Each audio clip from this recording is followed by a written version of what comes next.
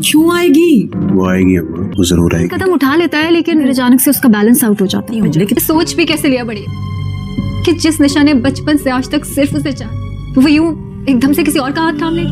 Grand drama भी बहुत ही interesting हो चुका है। निम्रा की बदनामी की खबर हर तरफ फैल चुकी। अब उसका बाप इस सदमे में मर जाएगा। इसका जिम्मेदार भी निम्रा को ही ठहराया जाएगा क्योंकि निम्रा की ही गलती समझी जाएगी। लेकिन निम्रा इस कदर मासूम है, ये बात हकीकत खुलेगी तो सामने आ ही जाएगी।